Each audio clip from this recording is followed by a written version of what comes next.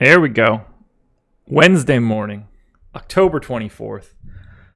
2, 4, 6, 7, 8, 9, 10, 11 game slate. As you can see, no ship my money DFS on screen yet. Still working through some computer issues.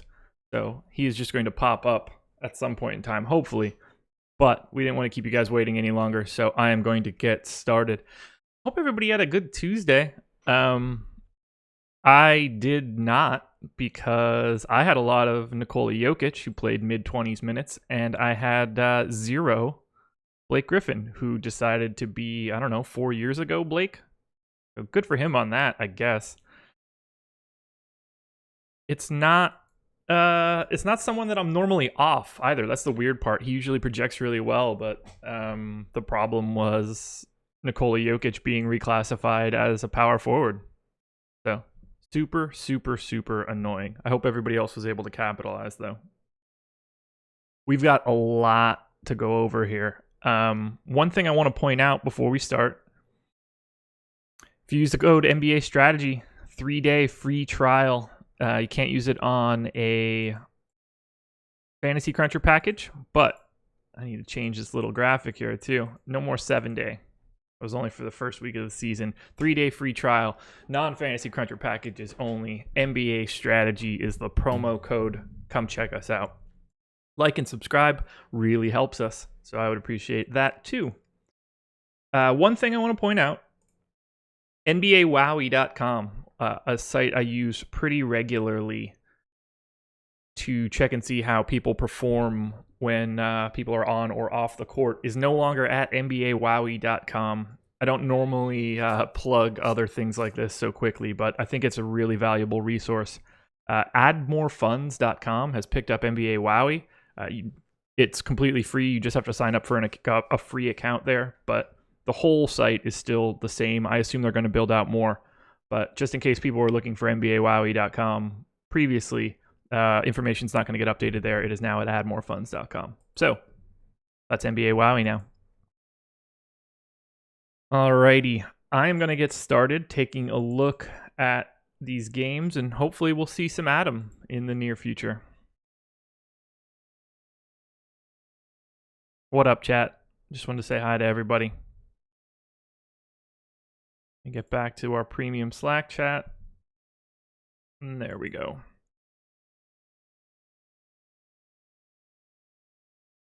First game up on the docket, Hawks and Mavs. Hawks 116.5 implied total, Mavs 117.5. So 1 point favorites for Dallas. I took a look at defensive stats so far this season. Hawks have been relatively neutral. Dallas relatively neutral. Kind of surprises me because I didn't think either team was going to be particularly good from a defense perspective, but so far so good. Just looking at it right out of the gate, I don't have a ton that I like here. I'm anxious to get Adam's take if he pops in, but look at that's happy that the NBA Wowie update got out there. We've got Trae Young at 7,800, 7,200 on DK.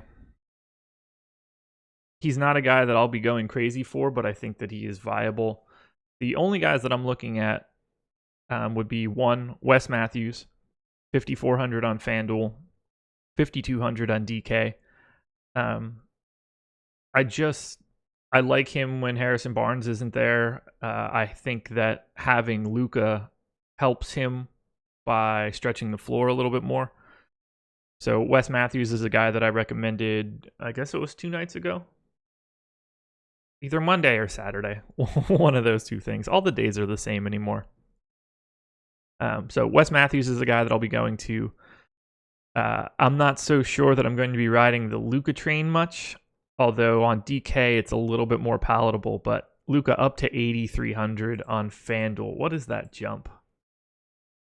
It's something aggressive. Where you hide Luka? Luka, third most expensive shooting guard on FanDuel. So he was 6,200 against Minnesota on the 20th and is now 8,300. So FanDuel caught up. Can't do it now. I love him. and I love him in this spot. This is the Luka Bowl. This is Trae Young versus Luka Doncic, so who knows what that narrative will bring. But I don't think that Luka's price point is something that I want to mess around with on FanDuel. It's just not for me. I mean, it's a weird game in that people are going to go off here. Monster total. Neither team is like particularly good.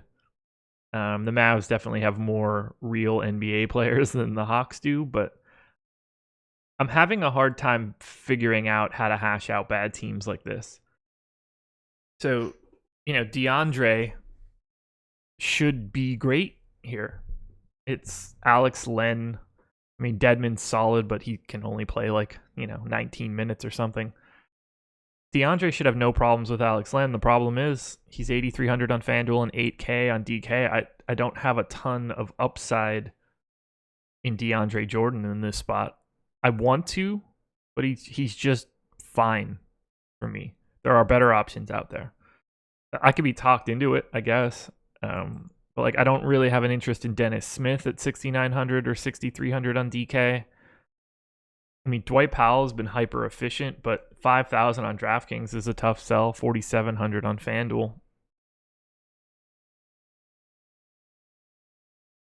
So you might get a different take out of Adam if and when he is ever able to join us. I'm getting yelled at here in our premium Slack channel. No Trae. 7,800 on FanDuel, 7,200 on DK. That's just a lot. Let's sort this by salary. Let's see. Who would I rather have around him? I don't even think this one's particularly close. I'd rather spend $600 more and take Kemba Walker. At the very least, Kemba Walker shouldn't be laying a goose egg against the Bulls. There's more upside and more safety in Kemba Walker than Trae Young. Now, if Trae Young's ownership is low, I get it. But I'd rather have Kemba Walker. On DK, the gap is $1,200. That's a little bit different. I would probably lean towards Trae Young in that regard. Although you can make a case that Eric Bledsoe looks a little tastier, but that might just be me. Anyway, Bill Butler in chat. Why are you not getting notifications when we go live? It's usually a YouTube thing. It usually has something to do with, subscribing and unsubscribing and resubscribing. Yes, Justin King in chat mentioning that as well. So yeah, I am probably in the minority here, but I don't have anybody that stands out as just an incredible play in this Atlanta-Dallas game. Maybe Jalen Brunson as a pure punt 3,500 on FanDuel. But it's just this game I'm gonna have a lot of trouble finding something I like here. Something's gonna pop, and I don't know who that is. I gotta move on. I need a different game. Cleveland and Brooklyn, 116 implied total for the Cavs, 113 for the Nets. 3-point favorites for the Cavs at home. Brooklyn losing Travion Graham for a while. Not that anybody really cares about that other than me. And I think we might have someone joining us. Let's see. I heard the bloop bloop.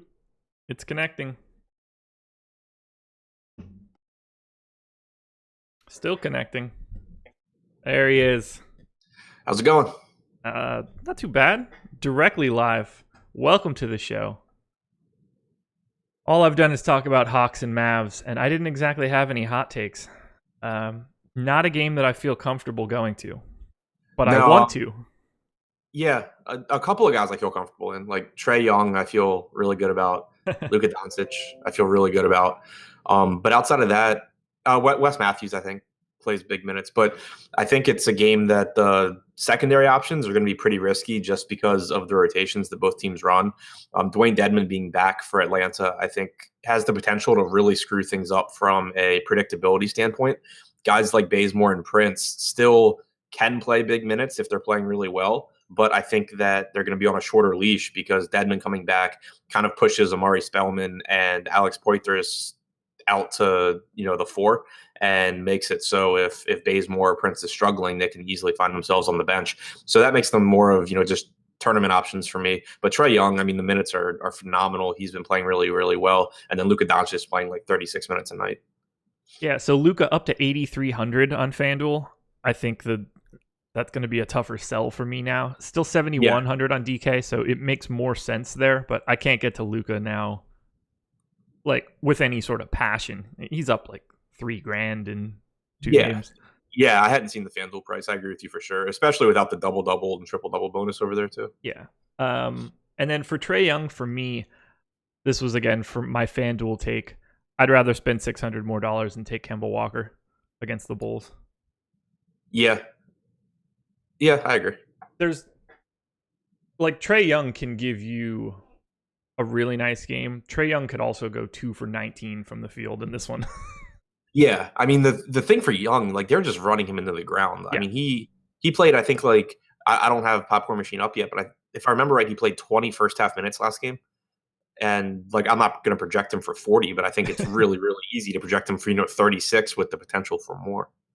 I've Popcorn up right now. Trae Young played the entire second quarter and all but 2 minutes of the first quarter for 37 minutes. Yeah, I mean the first half rotation was weird. I don't know what happened with Jeremy Lin. He came in for like 2 minutes, went back out, and then a few minutes later came in and played alongside Young for basically the first time this season. So I don't know what the deal was there. I obviously think that was a really weird rotation, but regardless, I think you're going to see 36 plus from Trae Young basically every night. I have him in for 33 right now. Now you're making me feel like I'm going to go a little low there, but I don't know how much they're going to just let him rip. Yeah, I mean, I think I'd been projecting him for 36 for the last couple of games. So whatever I had seen in rotations for a couple of games prior, I thought he was going to play big minutes anyway. I don't know. I'm pretty. The only way I could see him losing minutes is if. Actually, I don't really know. I was going to say like if Jeremy Lin starts to play more, but if he starts to play more, it would probably be because they're finally playing him alongside him. True. Yeah, I didn't have any like. It's a lot of like you said it when you first got on, like secondary options. Yeah. On DraftKings, Young and Doncic would be the only two that I could see prioritizing. Yeah, and for me, Wes Matthews was the guy that I would want the most on FanDuel. Still only 5,400. If Barnes is out, like he's playing big minutes, and that's a decent price. Yeah, totally agree. I had just hopped to 52 on DraftKings too. Yeah, I had just hopped to Cavs Nets when you came on. I did not give a single bit of a take. So let's start on the Cavs side, where I don't know, they have players. Yeah. So Kevin Love's been obviously absolutely phenomenal. He's playing huge minutes. Price tag's creeping up. He's up to 8,800 on DraftKings, but I mean, he's just such a usage monster on this team. So I think if you can find the money for him, it's obviously a good play. The one guy that really stood out to me with DraftKings pricing is Chetty at 5,800. Yeah. The guy's playing like 37 minutes a night. And it's kind of like, I think you can project him for like a 34, 35-minute floor. And he has the potential for more in not a bad spot against Brooklyn. So I think that's a really, really good price in any format on him. I don't expect him to be as productive as we've seen early in the season, but I do expect him to be productive, and I expect him to play big minutes. So at a sub 6K price tag, it's really tough for me to get away from. And Colin Sexton as well, 3,900 on DraftKings. We talked about it on our show, I guess it was on Monday, that he hadn't been playing minutes alongside George Hill. And until we saw that start to happen, it was tough to confidently project him for more than 20, 22 minutes. Yeah. He played next to Hill a bunch in that last game, and I think we can finally start projecting them both to play, 26 to 30 minutes. I think if you're going to get around 28 minutes of Colin Sexton here at 3,900, that makes for a really good value play. Yeah, I have him in for 26 minutes right now, 3,900 on FanDuel. He'd be a guy that I'd be willing to, quote unquote, punt with. Yep. You mentioned Chetty, 5,800 on DK, 6,900 on FanDuel, so I don't get as excited there. Love actually $300 cheaper on FanDuel than he is on DraftKings. Wow, yeah. 8,500 for Kevin Love on FanDuel is pretty nice, especially against Brooklyn. Yeah, exactly. It's a spot that he should just absolutely smash, and the minutes have just been so consistent and so big for him. The only thing that gives me a little bit of concern for Love, and this isn't not like it's real concern, but if Hollis Jefferson is back and playing, it's just another big body that can guard Kevin Love. Yeah, it can make a big difference for their defense, and he potentially could follow Love to the 5 as well. I'm not convinced that in his first game back he'll play enough minutes to do that. No, but it's certainly possible. 4,600 on Larry Nance on DraftKings with forward and center eligibility is kind of appealing. Obviously, not the kind of guy that you go to in cash games because the minutes aren't going to be huge, but he's such a highly productive player on a per minute basis. And the fact that Tristan Thompson's been playing massive minutes, obviously it makes it so you can't project Nance to play big minutes, but I also don't think Tristan Thompson plays, 32 or 33 minutes a game every game going forward. And so I think it gives the potential on any given night for Nance to, to play more minutes than we project because of, he's playing well or whatever. So I think there is some upside for Larry Nance at that price tag. Speaking of weird price tags, as you mentioned, Tristan Thompson, 5,300 on DK, he's 4,700 on FanDuel. Man, these prices are just all over the map. Is he a center on FanDuel? I need to add that column. Tristan Thompson. I feel like he is a center on FanDuel. Yeah. Just because of the upside that he doesn't offer. Yeah. Especially, again, if you're not getting a double-double bonus for a guy whose entire value is dependent on him going 12 and 10. Yeah. So for me, I'll have a little bit of Kevin Love on FanDuel. I'll have some Colin Sexton because he's sub 4,000. That's probably it. I think I'm going to end up...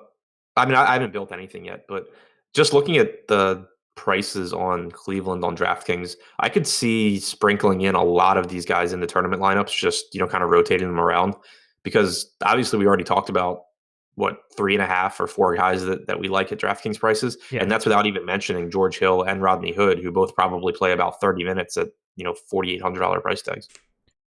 Yeah, I like these guys a lot more on DraftKings than on FanDuel. Yeah, and they're all multi-position eligible with the exception of Colin Sexton. Nets side of the coin. Again, these guys are just, they're wholly unappealing, but it's too nice of a game. I'm having a lot of trouble focusing on any one specific person. It's just like a grab bag.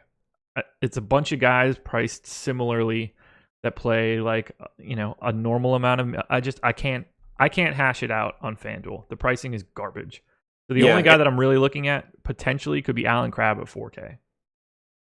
Yeah, the pricing on DraftKings it's not that it's super tight. It's just I think it's a lot sharper than the Cleveland side. I mean, Karis LeVert's been absolutely phenomenal, but he's getting to a price point at least where you have to consider that most nights he's not going to play more than 32 or 33 minutes. And this 7K price tier on DraftKings comes with so many guys that are going to play 35, 36 minutes. You're starting to really, really need Karis LeVert to be really efficient. Yeah. And also the guys that he passes the ball to be really efficient. And that's without factoring in that at some point, or at least in some games, D'Angelo Russell's going to insist on taking a bunch more shots than he has been. We've seen Russell's usage percentage and assist percentage come down and LeVert increase, but I think that that's not something that's going to happen every single game. Then you put Hollis Jefferson back in the mix, which I don't think affects LeVert's minutes, but when he's on the floor with him, it's certainly another mouth to feed. So I think that it's a risky play, and that would be my favorite play. Jared Allen, I think, is fine, but again, center position and a guy only playing 30 minutes, it's not really hard to find guys playing more than that at center. So nothing but secondary plays from the Brooklyn side for me. I like the Cleveland side a lot more. All right, I'm with you. I think Jared Allen is functional on DK. D'Angelo Russell, only 6,300 on DraftKings, is a thing, usage is down big time this year. Yep. Only 23.5%. Assists too. I might need to ding him a little bit on the usage side. He's one guy who, because for my projections, I basically I just pull, I aggregate stuff, but I put in my own, minutes and rates and stuff. And he's one guy that I find myself having to adjust his baselines like every single time because he was just, Karis LeVert wasn't as assertive last year. And now you have Karis LeVert taking that step forward and handling the ball more, facilitating more, shooting more. And D'Angelo has been the biggest casualty of that. Yeah. It's a really weird scenario when these two games are at 7:00. 4 teams that, I'm not super worried about defensively, but they're all so bad that they have too many mouths to feed. They've got bad food and bad mouths. Yeah.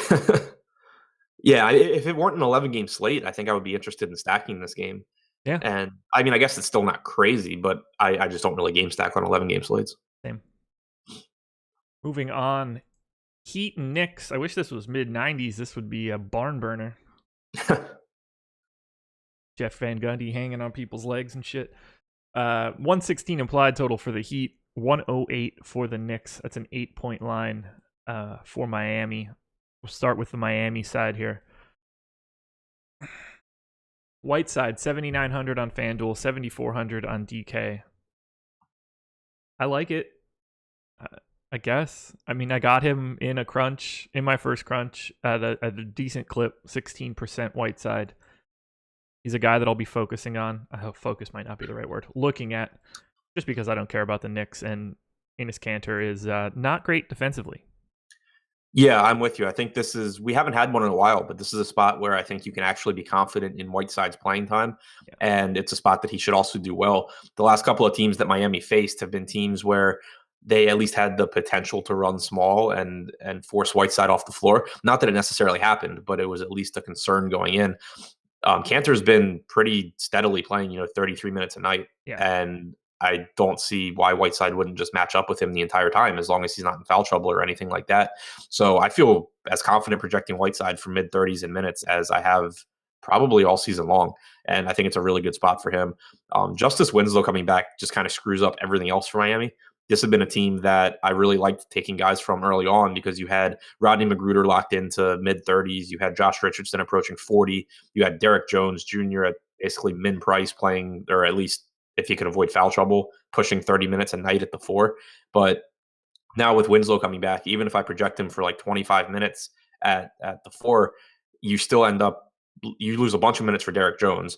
I still end up, kind of trickle down effect. Josh Richardson loses a few minutes. Rodney Magruder loses a few minutes. It just becomes really, really ugly. So outside of Hassan Whiteside, I don't really have interest in Miami. Goran Dragic, or however you're supposed to say his last name, because I can't do any of those names. I feel like Bill Simmons. 6,500 on FanDuel, 6,200 on DK. He's a guy that's popping up for me on my first crunch, and I was a little surprised. He hasn't been great, but I mean, if it's Trey Burke on the opposite side of him, I have a little bit of interest. Yeah, I would be surprised if Burke actually defends him. I'm going to go back at some point today and watch some Knicks just to see what they've been doing with Ntilikina. It doesn't make any sense to me for Ntilikina to be on Rodney Magruder. That makes sense. Yeah, but either way, I mean, I think the price tag certainly offers upside for him. He plays enough minutes and he's involved enough in the offense. I just kind of question his ceiling frequently, but I think that if I were going to roster him, this would be the price tag I do it at. I want to see if his tag has moved on FanDuel at all.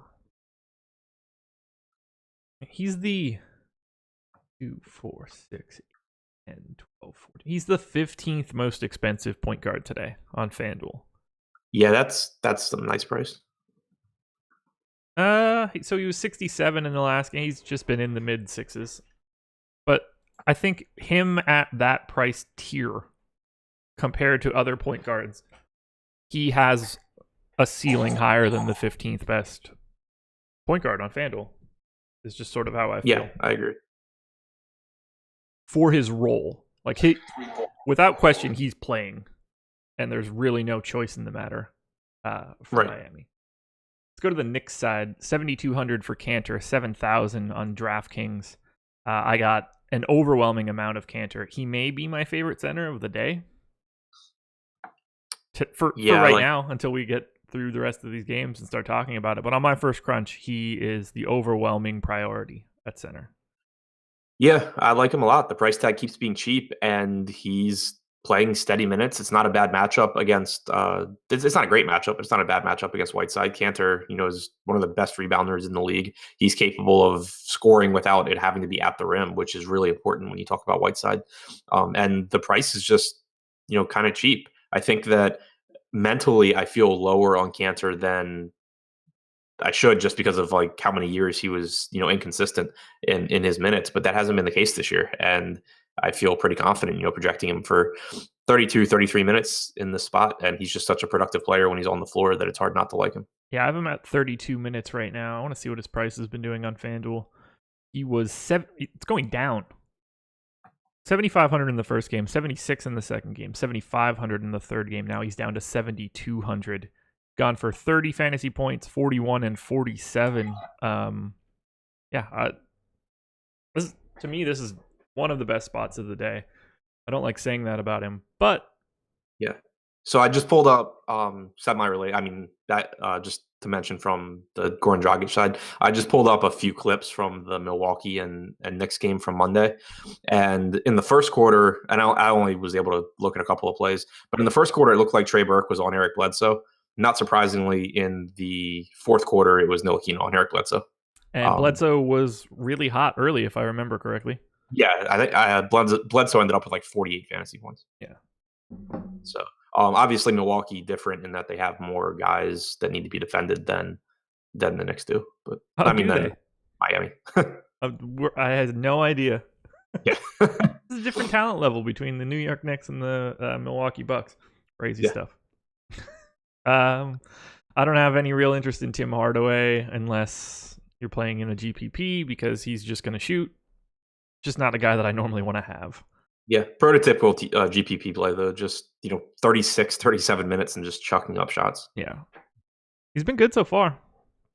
Yeah, I don't have anything else other than Cantor on the Knicks side. Mario Hezonja, I'm not super confident. But he did play 30 minutes last game. He did play well. The minutes are there with Kevin Knox being out. Yeah.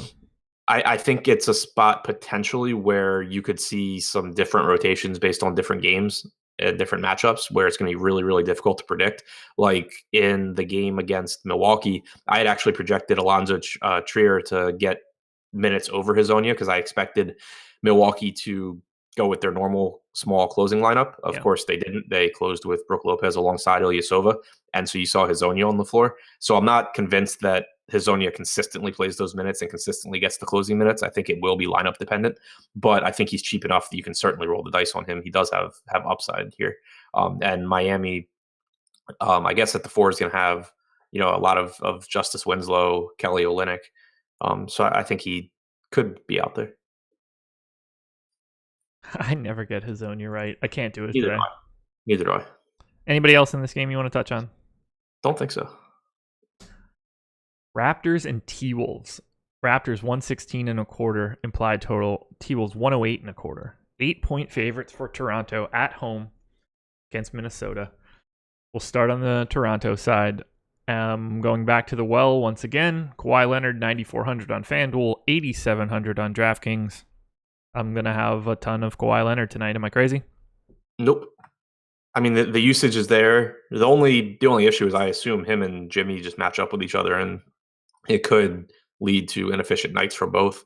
But yeah, I mean, I think that the price tag's cheap enough to take that risk. The minutes are obviously there. He's getting a ton of usage. I like him a lot. I think that, I don't know, I kind of think I prefer Lowry, though, just because he's cheaper. He's going to play big minutes, too. And you have Kyle Lowry against Jeff Teague versus Kawhi against Jimmy. Yeah. Lowry's expensive on FanDuel. He's the 4th most expensive point guard. You've got Kemba at the exact same price. Yeah. And I'd greatly prefer Kemba. Trae Young, $600 cheaper. If you want to go into any of these guys, De'Aaron Fox, Bledsoe, Conley, all like $600 cheaper. You can drop to someone like Lonzo at 7K. So I have a real hard time wanting to go to Lowry. Yeah, I agree with that point completely. But especially that's a on good DeLon spot Wright. for him. Yeah, and DeLon Wright's supposed to be back as well, which I think could potentially put Lowry in like the 33, 34 minute range instead of 36, which when you're talking about, a stacked position and a stacked price range is pretty important. Yeah, I have Lowry for 33 minutes right now. So yeah. Throughout the rest of Toronto, DeLon Wright, if he's 3,900 on FanDuel, it's not like he's a guy that gets a ton of minutes anyway. He's not just going to come in and play 2 minutes. If he's playing, I assume he's going to get his normal 20 run. Could just be happy to be out there and hot, but it's just another FanDuel, play a guy at 3,900. Hopefully he provides value. Otherwise, he's a drop. Right. I like JVal, I think, assuming he starts. I mean, so I have no idea. It's really been difficult for me to predict what they do with their starting front court. But I did go back, and if you remember, Dwayne Casey, like obviously he's not the coach there anymore, so this isn't entirely relevant. But Dwayne Casey was very, very hesitant about playing Valanciunas against centers who could space the floor and pull him away from the paint. He still played him three of the last 4 games that they faced Minnesota. JVal played big minutes against Cat. And if you had Casey that was that hesitant to put him in matchups that he could potentially be exploited like that, we haven't necessarily seen Nick Nurse be as hesitant, or he definitely hasn't been more hesitant. So I think that they could just play the size game and put him out there against Cat instead of starting Ibaka against him. If he starts, I think that I end up projecting him and Ibaka to both play 24 minutes at center. If you're going to get 24 JVal minutes at a mid $5,000 price tag, I think that's going to be a good spot. Yeah, he's always a guy that we just have to be like, okay, we'll see at 6:00. Yeah, exactly. Yeah, like there was I guess it was, I don't know, Monday or sometime last week. Whenever they played the Wizards, I was like pretty confident that the Raptors were gonna start Ibaka. So we did our show, I wrote the article, everything, and I didn't even mention him. And then like 6:30, I ended up just like jamming him into like 10 or 15% of my lineups because it was like, oh, this is a completely different situation than I thought was gonna happen. Yep. Yeah, if we know that he's going to play more, I like him. It's basically just Towns that's a problem for him. The rest of the bigs on Minnesota, fit him being out there. It's not like Gorgeous Dong or right. And the good thing is Towns is just so freaking soft that like JVal can just have his way against him outside of occasionally having to chase him to the 3-point line. Towns is soft? Anybody else from Toronto? Because for me, it's mostly just Kawhi, and then we pay attention to Jonas. I don't know, unless Danny Green is now good.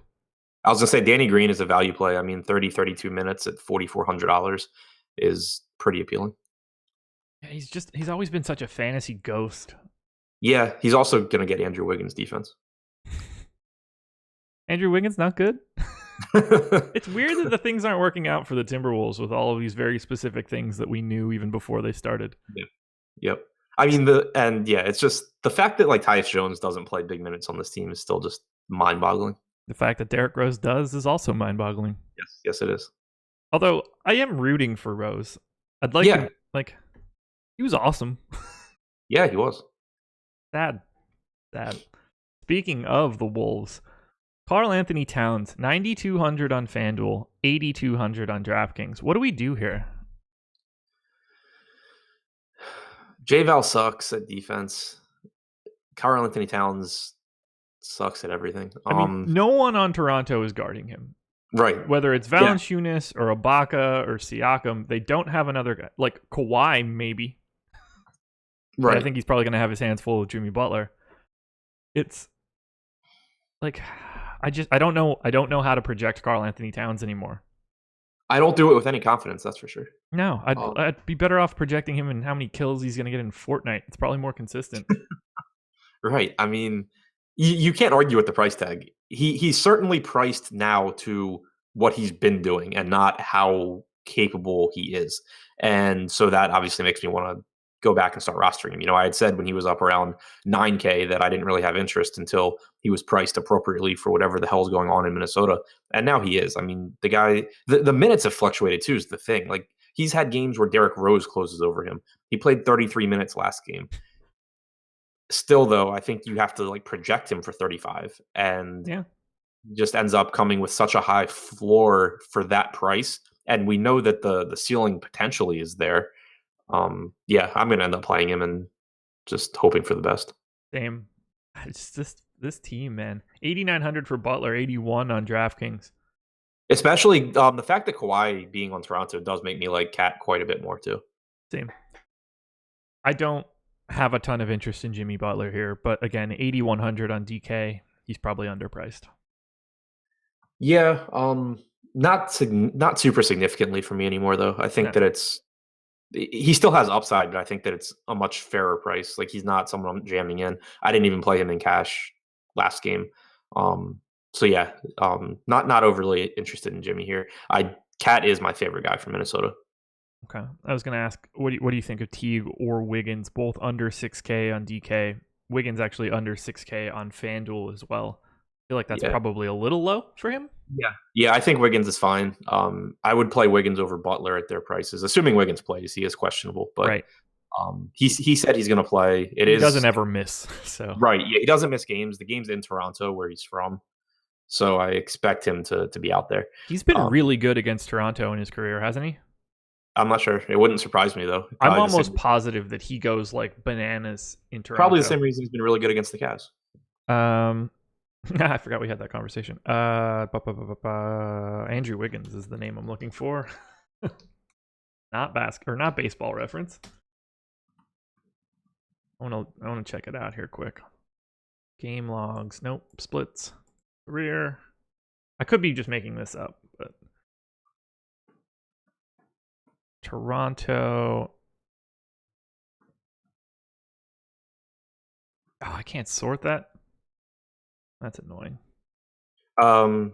He's been he's played him 4 times since the start of the 2016 season. 32 DraftKings points in 36 minutes, 51 in 38, 38 in 33, 27 in 34. So, yeah, he's been probably like around the point per minute. He does his normal thing. Yeah, he's shooting 27% from 3 against Toronto for his career. Congrats. So, in all 4 of those games, he had at least 5 rebounds. I don't know what to make of that. Yeah. But, so, I mean, I think that I don't want him and Towns, but having one or the other, I would play either of them over Butler. I also think it's worth pointing out, we had seen really, really weird rotations for Taj Gibson in the first couple of games where he wasn't playing at all in the second quarter, and Anthony Tolliver was getting 20 minutes a night. Finally, Gibson went back to playing 33 minutes. In their last game, Tolliver went back to 15. So he's 4,900 on DraftKings, which I think is actually a little bit too expensive. Yeah. But I'm not sure what he is on FanDuel, but the minutes should potentially be there. 4,900 on FanDuel. Yeah. Yeah. So, I mean, it's not, if he were 44, I would be kind of excited. We good on that game? Yes. Bulls and Hornets. Bulls 114.25. Charlotte Hornets 117.25. 3-point favorites for Charlotte in Chicago. We'll start with the Bulls here. Zach LaVine 7,700 on FanDuel, 7,400 on DK. Yes, please. Sure. I mean, he's playing out of his mind right now. Yeah, no question about that. Oh God, I hate him so much. I hate using him because I have such little trust for him. But it's a great price. 44 fantasy points in his last game, 38 previously, 44 before that. Post up on the right side. Oladipo, another. You watching some basketball right now? Yeah, and I can't get it to shut up. There we go. Sorry. I was going through game logs on ESPN and I forgot that it pops up with clips. I think I need to boost Zach LaVine up just a hair in my numbers. What the hell? There it is again. All right, we're just going to get off that page. All right. So, yeah, I agree. I have no problem having some Zach LaVine. I have no problem. I guess we should talk about the big news from the Bulls. Chris Dunn out for a while. Who's to Zach LaVine as well. Yeah. So that makes everything here real weird. Oh my God, the last couple guys in minutes. Chandler Hutchison, Ryan Archidicano, Antonio Blakeney, Shaq Harrison. Holy shit, the Bulls are bad. Anyway, we like LaVine. We like LaVine. I like Cameron Payne. I mean, the first game, he's not particularly good, but the minutes should be there. That first game, he played awful, but he was still on track to play like 30 minutes if the game hadn't gone sideways. He did play about 30 minutes in the second game without Dunn. So I think you project him for 30. The flip side is, especially if you're playing tournaments, like DraftKings today has that $5, 120,000 person tournament. Ryan Archidicano is splitting the point guard minutes with Cameron Payne, not 50-50, but like he's getting all the point guard minutes that Cameron Payne doesn't play. That means that if Cameron Payne does play bad, gets into foul trouble, gets hurt, something weird happens, Ryan Archidicano is the one that's getting a bunch of minutes at 0.5% ownership or something. So you don't think any of that's going to go to Shaq Harrison now that he's there? Probably not. Like, they haven't even played Tyler Ulis. We're splitting it. These are two Suns cast-off point guards. Yeah. I mean, I think it's a relevant point, since the entire point I was making that was that, Archidicano could, in a super outlier situation, play a bunch of minutes. You would at least like to know that that's going to happen. But sure. So yeah, I mean, that is a good point. I think that one big takeaway though I got from the last Bulls game was that it kind of looks like Chandler Hutchison might have replaced Antonio Blakeney in the rotation. Hutchison played every single backup minute for Justin Holiday. He played every single backup minute for Zach LaVine. The only time Antonio Blakeney got on the floor outside of the last minute or two of the game in garbage time was when there was like a 3 or 4 minute stretch where LaVine and Holiday were off the floor together. So Blakeney played alongside Hutchison. But outside of that, it seems like he kind of just got kicked to the curb. So 3,300 for Chandler Hutchison with the potential to play, I think, 20 plus minutes here, because that was also a game where we saw 37 minutes out of Holiday and we saw, I think, like 37 out of LaVine. So there's potential for Holiday to play a little bit less and Hutchison to play a little more. I think that, especially again in these massive field tournaments, 3,300 on Chandler Hutchison, if he somehow plays 22, 23 minutes, could end up being a good value. You mentioned Cam Payne potentially playing 30 minutes. I have him in for 24, and he smashed up against my ownership cap of 20% for him. He's only 3,700 on FanDuel. He's going to be hella popular, but also a no-brainer punt option. Yeah, absolutely. And it's definitely one. I agree that he'll be popular, I think, because he was really popular. He had the bad game. Then he went out and played his normal amount of minutes. So I assume people will come back to it. If he's super popular, I'll just find other plays. But 11-game slate, I assume he'll be low enough owned that I'm not too concerned about it. I do think that on DraftKings, where it kind of position doesn't really matter that much, Wendell Carter is the same price tag. I would rather play Wendell Carter than Cameron Payne. I agree. Feels safer. Yeah, and I mean, we saw him in foul trouble a couple of times, but he should play 30. He played 32 minutes last game, and this is another spot against Cody Zeller where, I mean, he faced Joel Embiid, he faced Andre Drummond, now he's facing Cody Zeller. I think that this is the kind of spot where you can go to him in any format. I played him in cash last time. I'll certainly have him in my cash pool again today. Speaking of guys that I have interest in on this team, I might look a little bit at Jabari again. I had him 2 nights ago. I guess it was 2 nights ago. Yeah, 2 nights ago. Price went up a little bit, so he's 5,800, but he's going to shoot. And I'm going to take my chances on him being on a heater in the GPP. Yeah, my only concern with him, outside of his inconsistency, but my only legitimate concern with him is that I can't figure out where his minutes come from in a ceiling situation, because he's basically playing the 4, and you have Bobby Portis there. Bobby Portis, gets some time at the 5, which you can, means Parker gets, some time at the 4. But with Justin Holiday playing big minutes, with Zach LaVine playing big minutes, it just has kind of left me like, if I try and project Parker for more than like 28 minutes tops, I start running into like, okay, this guy would have to be in foul trouble or something. I think they would just take the minutes from Bobby Portis. Yeah, I mean, I think they would too. The thing is, like, Portis has just been playing so good. Right. No, I agree with you there. It's It is hard to find them, but I mean, Jesus, if you're going to spend this kind of money on Jabari Parker, you got to find them somewhere. Yeah, that's if true. he's playing well. Right, and at 40, like he's 49 on DraftKings. Yeah, the $4,900 price point on DK, he is tailor-made for a GPP. Yeah, because I mean, he can get there. There's a pretty good chance that if he plays 24, 25 minutes, he gives you a score that you can live with. And then there is that upside for something weird happens and Jabari plays 30 minutes at sub 5K. Yeah, no one's ever thought, oh, Jabari Parker might not be able to get it done offensively. Right. I would still put him behind Payne, Carter, Levine. I guess I guess where it gets interesting is 4,900 for Parker or 6,900 for Portis. I would rather have $4,900 Jabari Parker. I think so too, because I'm having trouble giving Portis big minutes as well. Like I keep running into like 30, 32 minutes for him instead of like 36. Yeah. They're only separated by $1,100 on FanDuel, but 2,000 is too many on DraftKings. Yeah, so I would put Parker after Payne, Carter, Levine as far as my DraftKings Bulls. Gotcha. Now, Hornets. Kemba Walker, 8,400 on both sites.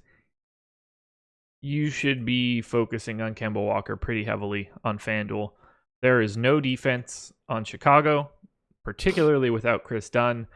And there's no reason that Kemba Walker, as presently constituted, should be $8,400 on FanDuel. I love him. I agree. And the guy's playing, like 38 minutes a night. Again, I never project anyone or rarely project anyone for, 38 to 40 minutes, but just knowing it's there makes it so when my Kemba Walker projection jumps off the page, I still feel pretty confident in it. Yeah, unless it's the Timberwolves last year where everybody was playing 39 minutes consistently. Right. Yeah, unless Tom Thibodeau is your coach, I don't feel confident projecting anyone for 39 minutes. 36 is usually my ceiling for a minutes projection, unless there's a very specific reason why it shouldn't be. Right. A team short. Like I have Zach LaVine at 37, but in general, like 36 is as high as I'll go. But I just kind of mentally note that if I'm in a situation where I'm not getting as much of a guy that I think actually will play 38, to make sure I'm getting him. Is that your player pool on the left side, Josh?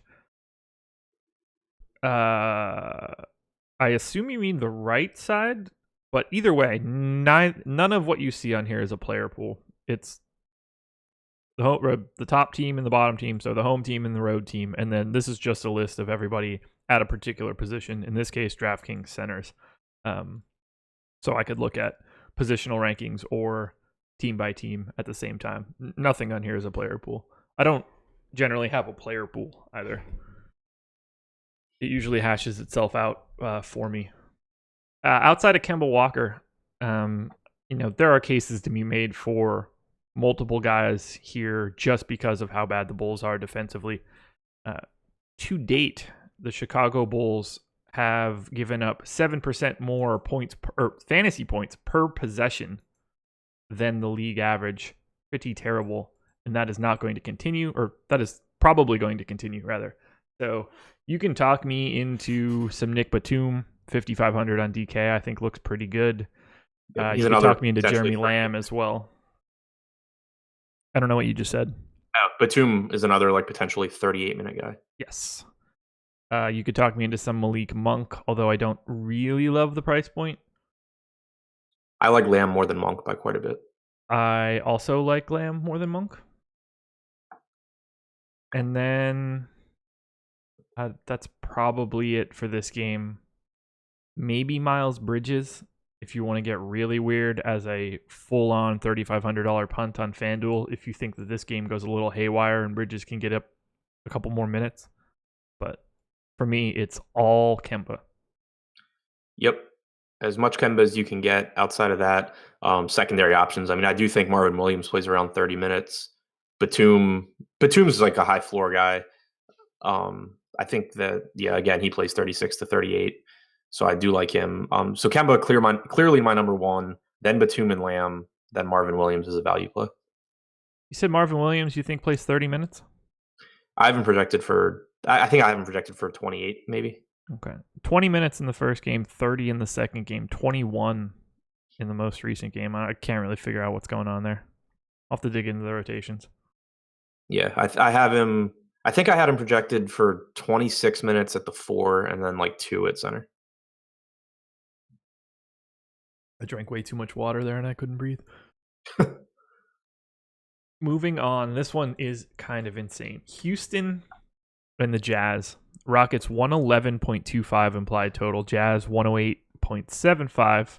2.5 point favorites for the Rockets. One thing I wanted to point out here, the Houston Rockets, based on FanDuel points per 100 possession, have the worst defense in the league so far this year. They are without Chris Paul. They are playing big minutes to guys like Michael Carter-Williams and Gerald Green and other assorted guys that don't tend to be good on defense. So, while I don't think the Rockets will be the worst defense in the league, the loss of Jeff Bzdelik and at least Chris Paul for this game lend me to be nervous about Houston and a little bit more happy about thinking I might play some Utah guys. But let's start with Houston. James Harden 11-9 on FanDuel, 11-4 on DK. I like him. He's James Harden. I'm nervous, but without Chris Paul on the floor, I mean, this should be the potential for Harden is there. Yeah, certainly. I mean, you see a huge bump in his usage without Chris Paul. You see a bump in his assist percentage. The minutes are going to be huge like they always are. So, I have no issue with Harden. It's not an ideal matchup, but I still think that he's a good play, obviously. Yeah, the Jazz don't foul a lot. So that'll be a really interesting thing to keep an eye on for Houston, particularly Harden, who gets to the line at a very ridiculous clip. There's a trickle-down effect to that in that if Harden is getting to the line, who's picking up those fouls? Changes the scope of the game. So I will have some Harden. I think I don't like a ton of other shooting guard options at the high end, but he's $3,000 more expensive than Jimmy Butler, who's the second most expensive shooting guard. So he's kind of on an island. I won't avoid him. I'll have him probably in, I don't know, a third of my lineups. I doubt I get anywhere close to that high just because the mid-range is so stacked again on DraftKings. Yeah. So like guys like Luka now being at 8,300. Yep. I don't have as much value on FanDuel outside of Wes Matthews. I don't know. Yeah, FanDuel pricing sounds like getting back more. Well, and you should be going stars and scrubs more there anyway because of being able to drop a player. Yeah. But it sounds like their mid-range is kind of thinned out, whereas DraftKings, there's still all these guys where it's like, yeah, this guy can go for 50 at 7,500. Yeah. Clint Capella, 8,000 on FanDuel, 6,600 on DraftKings. Just by hearing those numbers, it should be pretty clear where you should be playing Clint Capella. It's not FanDuel. Yeah, tough matchup for him too. Yeah. He will be almost not owned tonight. Yeah, I mean, certainly has upside, but to me, it's just a tournament play. If I were playing Clint Capella on DraftKings, I would probably be playing James Harden with him in that lineup. Absolutely. Yep, I was thinking that. He's had okay success against Gobert. 5 games against Gobert since the start of 2016. He's scored more than a fantasy point per minute in 4 out of the 5. 38 and 39.5 are his 2 highs in those 5 games. So he's been fine, but it's still just not a spot where I'll probably feel it necessary to go very often. All right, I'm going to say it. I don't really like that I'm going to say it. Don't play Carmelo Anthony. 4,600 on FanDuel, 4,700 on DK. I think that you have to be looking at Carmelo Anthony at 4,600 on FanDuel with Chris Paul out. Yeah, I mean, he played 27 minutes. He's really cheap. I hate him, but so do I. But with Chris Paul off the floor, like he's gonna do even more Carmelo Anthony type stuff because he's gonna think he's the second banana. Yeah, and he's gonna get a handful of minutes without James Harden on the floor either. Yeah, like looking at their rotations against the Clippers, he picked up Harden subs out with like 2 minutes to go in the first quarter. Anthony's on the floor. Anthony plays the first minute of the third quarter too, so that's like 3 minutes there. And then in the second half, he played all 5 minutes that Harden wasn't in. So you're looking at probably 7 or 8 minutes from Carmelo where he's not sharing the ball with Chris Paul or James Harden. Yeah, that's great for him personally. Probably not so great for the Rockets.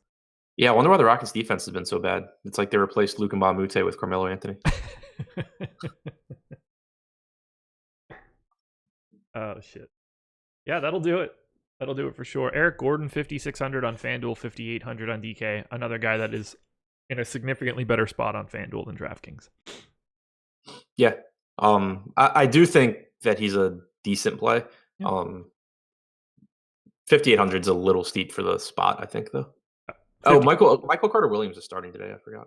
Yeah, we're going to get to that because I'm going to have a lot of him. He's flat min salary on FanDuel. Yeah. That's just, you have to, if you're playing GPPs, like that's exactly what you're looking for. A guy that's going to play 25 plus minutes at minimum salary. There's no downside to him because you can erase it if it goes wrong. Yep. Totally agree. And 3,800 on DraftKings, like I'm not going to feel good about it, but I'm certainly going to have my fair share of Michael Carter Williams because he's really cheap and he's capable of filling the stat sheet. I'm not overly confident he does it here, but he'll have the opportunity. Yeah. So one other value play in this game that I'm going to be all over is Gerald Green. Just going to be able to play more minutes, and he's 3,700 on FanDuel. So, God, I'm going to have a lot of the Rockets here running up against the Utah Jazz, which is just a great spot. So the one thing, and I think it could affect Gerald Green or it could affect Melo, I'm not really sure. Carter Williams being in the starting rotation is their starting lineup is gonna change the rotation, and it's gonna take minutes from somebody. I assume Eric Gordon still gets his, around 30, 32.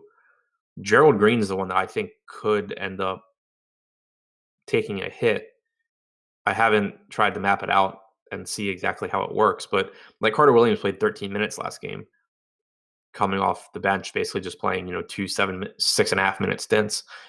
If he's in the starting lineup playing more minutes, you have Gordon, I would assume, moving to the bench and then playing like long stints there. Whereas, yeah, I think it's going to be annoying to figure out, but I could see where Gerald Green ends up dropping to, like 15, 16 minutes. Really? I think so, because like who else is going to? It's we got to replace all of James Ennis's minutes. Oh, right. Yeah, never mind. Okay, you were just forgetting that James Ennis was playing. Yeah. I forgot Ennis. Okay. Yeah, no, there's a ton of minutes to go around. Yeah, okay. Ignore that. Isaiah Hartenstein is going to get minutes because they have to fill time. Yeah, I'm with you now. Totally forgot Ennis was out. Okay, good. You had me super nervous. I was like, dude, I'm pretty sure I'm on this one. I don't know who else is going to play. I thought you made me think that I was missing a guy. No, I just had an extra one. Perfect. I think the Rockets are the place to go for value, whether that's Gerald Green, MCW, Melo. I'm going to end up with a lot of Houston. I think that they'll probably... Their ownership will be interesting because they are good values on the surface. I wonder if people will stay off of them because of the Jazz. Yeah, I could see. I mean, that's my guess because as we're talking about this game, like I'm mentally just sitting here like, yeah, I don't want to play any of these guys, even though I know I have to. Yeah. Or that I should. I hope people avoid it because of Utah, because I will be there. Speaking of Utah, Donovan Mitchell, 8,000 on FanDuel, 7,700 on DK. I think this is a good spot for him. Yeah. I mean, he's got to get going at some point, and facing a super fast-paced Houston team that is going to be relying on James Harden, Michael Carter Williams, and Eric Gordon as backcourt defenders seems good. Yeah, he's going to take a run at it. I will definitely have some Donovan Mitchell. Rudy Gobert, 8,100 on FanDuel, 7,500 on DK. I don't think that's a place that I'll be going. I kind of like it. I think that he just has so much like block upside here because Houston, I mean, it's threes or they're driving. So I think that he can pick up some blocks. I think that he should be able to get, his rebounds and stuff. I kind of like Gobert. Let me look at the center crop today. See if there's anything that stands out. By the way, Donovan Mitchell, 28.9% usage rate this season. So shooting hasn't been the issue. Like No. getting shots up, 43.2% true shooting percentage. That'll do it. That's a problem. It is. And that will not continue. Would you rather have Gobert or Capella? Gobert. Okay. Even $900 cheaper for Capella. Yeah, I'll take Gobert. I think I'd rather DeAndre Ayton today, slightly below Gobert. Would you rather have Gobert or Whiteside?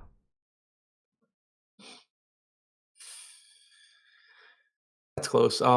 Keep it in that game too, or Cantor. Yeah, I guess Whiteside. Man, I guess Whiteside. Yeah, Cantor, Gobert. What about Towns? Towns 8,200, Gobert 75 on DraftKings. That's really close for me. I think I probably end up with similar exposures to like all four guys. Okay. Center's a weird one. Like I'd rather have Cantor at 72 than Gobert at 81 on FanDuel. Probably a couple other guys too. We'll get to how much is Derek Favors? Derek Favors is 5,300 on FanDuel, 5,200 on DK. That's pretty appealing. Sure. Except I guess. Yeah, so Houston's going to close with Melo at the 4, right? Or sorry, I was taking another big sip of water. I would imagine. Yeah, either Melo, Tucker, whichever one's playing the 4. No, yeah, they'll be closing with Carmelo Anthony at the 3 in 2018. So yeah, no, I guess that actually concerns me a little bit on Favors. He can definitely be productive with those backup center minutes, but I would expect that you have Jay Crowder closing over Favors. Yeah, PJ Tucker not going to have a hard time defending Carmelo Anthony, so in a closing lineup. So yeah, they won't need that. Well, they play on the same team, so. What am I saying? I had almost PJ Tucker not going to have any trouble guarding Derek Favors, is what I was trying to say. Yeah. I don't really have any other interest in Jazz guys. Like there's upside for Rubio, but I'm not really there. Jingles is not a guy that I'd normally get a lot of. He's cheaper on FanDuel than he is on DK, which is the only really appealing piece of this. I'm going to just focus mostly on Donovan Mitchell, and that's probably it. I think that I'll have some Jay Crowder. I think he plays 30 minutes. He's 4,800. He's certainly not a core play, but he's someone that in tournaments I think could get you there. I have him projected for 30 minutes on the dot. He's $200 cheaper on FanDuel than he is on DK. This just feels like, I don't know. I don't ever trust playing Jay Crowder. I don't either. It just feels like a Jay Crowder spot. Like tons of transition, some defensive stats, hitting, threes in transition, closing at the 4. It just feels like a spot where Crowder could have a ceiling game, and then at the end of the day, you're pissed off because, like, why didn't you have more Jay Crowder? That makes sense. Also, a very good chance he runs up and down the floor and does nothing. But true story. San Antonio. Anybody else in that game? Rubio in tournaments on DraftKings 5,600. The potential certainty there against the backcourt defense, and against Michael Carter Williams. I have no issue with it. Yeah, I don't know. It's a game where, like, from the Utah side, I like sprinkling guys in to a lot of different lineups because they're going to score points. It's just that there are so many different ways they can do it. Yeah. With you. Spurs and Pacers. Spurs 107.5 implied total. Pacers 105. 2.5 point favorites for San Antonio at home. Apparently I didn't type that in. Makes that information still true. Okay. LaMarcus Aldridge, 9,100 on FanDuel, 8,500 on DK. This is a guy that I don't project highly ever. I don't really know why, but I don't want him at 9,100 on FanDuel. Yeah, I don't really want him at 85 either when you have all the other options that we've talked about. He's someone that I like. It's just that I think we're still waiting to see how things really sort out alongside DeRozan. I don't expect Aldridge to have higher usage than DeRozan this year. And DeRozan obviously comes with the assist upside as well. So like between the two of them, I'm pretty much always going to prefer DeRozan, I think. And you have Aldridge's price increasing much more rapidly than most people on DraftKings in that mid range. So it's really tough for me to get there. People are going to overreact to him putting up 61 against the Lakers and 57 against Minnesota, but don't forget, he played 40 minutes in both of those games. That is not a long-term solution for the Spurs. Yeah, and they're also just absolutely ideal spots for him. I mean, Minnesota, it's a matchup it's a defensive scheme that's basically suited for him to just completely destroy. And then he played an overtime game against a Lakers team that just runs up and down the floor and doesn't play defense. He shot 18 free throws against the Lakers, 22 shot attempts.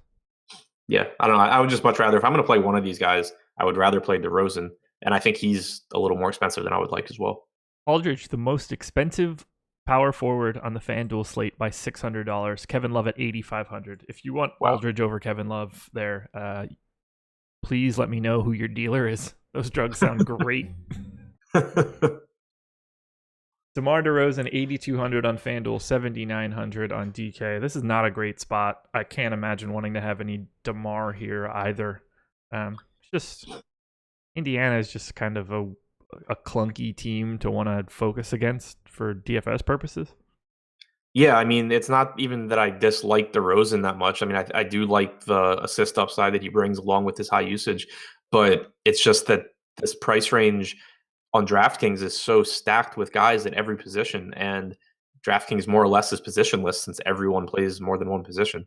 So it's like playing DeRozan, you're not even comparing him to Donovan Mitchell. You're also comparing him to guys like Whiteside and Cantor, indirectly. Yeah. So it just gets really tough to get there. For sure. Indiana doesn't foul a ton. That's a lot of DeMar DeRozan's game, so doesn't really play into him from a game script perspective. Are you looking to anybody else in this game? Only guy I have any interest in really is for FanDuel, and that would be, I hate saying it, but $3,900 Patty Mills is worth a punt, I guess. Yeah, I could see that. I was thinking $5,500 Rudy Gay is worth considering. I think he plays around 30 minutes, and I just think that his price is more offers more like excess value than Aldridge or DeRozan's do. Wouldn't be a show if I didn't tell you that I wasn't a big Gay guy. I don't have a problem with it. It's the Spurs. So one of the centers on the Spurs has to actually play minutes in this game, right? You would think. I don't know who it is. I guess my guess is Poeltl. I have Jakob Poeltl in for 9 minutes right now. Yeah, I'm not. I see that popping up on different stuff that I've looked at, and I'm just not convinced that that's right. Like he DNP'd against the Lakers, and that's a game that I kind of thought he would get minutes in, but they went small. Like they started Dante Cunningham over him, but so they started Aldridge at the 5 against McGee. I guess you could just start Aldridge against Turner. But you have lineups with they've been playing Sabonis and Turner alongside each other like 5-6 minutes a game. I mean, yeah, I guess Aldridge could just play the 5 against Turner, so they don't have to play big minutes at center. Of all the teams in the league, trying to figure out how Pop is going to rotate these dudes is generally a fool's errand. No, I agree. It's just that Poeltl, when he gets minutes, is so productive that he should be playing. Right. It's like I don't want to miss a game where Poeltl plays 24 minutes. There's absolutely no reason that Jakob Poeltl should be playing less minutes than Pau Gasol right now. I agree. There's no benefit for the Spurs. Like they have no. There's just no just figure out what you have in Jakob Poeltl. Right. But yeah, okay. So hashed out that thought. I don't think that Poeltl has to play. To the Pacers side, I believe, Oladipo $8,200 on FanDuel, $7,800 on DK. There's upside in that price for sure. I'm not so sure I love this game. I believe it has the lowest implied total on the entire slate, and that would not surprise me. And in this day and age of the NBA in the first 10 days of the season, or however long we've been going, We've been seeing a lot of track meets. And this does not strike me as the type of game that's going to turn into one of these 140 to 138 type games. And those are the ones that we kind of need the pieces of. So I don't have a ton of interest in Victor Oladipo here. But the price point is something to pay attention to for sure. Yeah, I don't really have much, if anything, from this game that I find particularly interesting. I essentially got no one from the Indiana like side. I agree with you. Oladipo price play, like he has upside. He's not going to be owned. He was like 3% owned against Minnesota. Shot like 22 times, made 7 of them. Yeah, but like I'd rather have Donovan Mitchell for $100 less. Yeah, exactly. So like, will I have Oladipo in some of my 150 lineups? I would think so. Yeah. But he's not going to be. I'm not playing like 30 or 40% like I did last slate. Sure. Bucks and Sixers. Bucks 113 implied total. Sixers 107.5. We'll get this out of the way right out of the gate. Right now, I'm projecting Ben Simmons to be in. He is listed as questionable. I don't really know how else to handle it right now. If you're projecting him out, that's fine. One thing I do want to point out, though, Milwaukee Bucks so far this season in 3 games, reducing fantasy FanDuel points per possession by 9% compared to the league average. Tibbs, man, or not Tibbs, Bud, man, turning that into a real defensive team. I like it. Yeah, as they should be with how much length they have. Yeah, for real. I mean, it sounds uncomfortable to say it as it's coming out, but like Giannis and Bledsoe and Middleton have just like crazy long arms. Yeah. Yeah, I mean, there's no reason for that team not to be good defensively. Yeah. Except, there was a reason because they had Jason Kidd and Joe Prunty as their coach for a couple of years. So that'll do it. And then, I mean, you even have Henson as the backup 5. Like, if you put him over Lopez. Yeah. Giannis 11-7 on FanDuel, 11-3 on DK. I think I love Giannis if Ben Simmons doesn't play. I love Giannis regardless. I don't ever not like Giannis. The problem for me today is that LeBron James plays and he's $200 cheaper. And I like Giannis more than LeBron every day. I don't know. LeBron against the Suns. Yeah, that's fair. Short-handed Lakers. LeBron against the Suns. Lakers 0-3. Look at and I don't dig very deep into the whole like position versus the team thing, but it makes sense when you think about just from a personnel standpoint. You look at these like athletic 4s that have played Philly this year. Like Blake Griffin just dropped like 85 on them. You had Aaron Gordon go for some stupid number. Yeah. Jason Tatum went nuts in his, like 30 minutes opening day. Yeah. Like Dario Saric is going to try and defend Giannis? No. I mean, it's got to be Covington, right? Yeah, I guess. And then Middleton's going to go nuts. But I mean, still, like, not that you can defend Giannis anyway, but I think it's just a weak spot defensively for Philadelphia. It's Simmons if he's playing, correct? Probably. Okay. I mean, he's got the length. It's definitely not Saric if Simmons is on the floor. Right. Is the only it'll be Saric if he's like not. I don't even know who tried. I don't know who was on Blake yesterday. It probably should have been. Let's find out.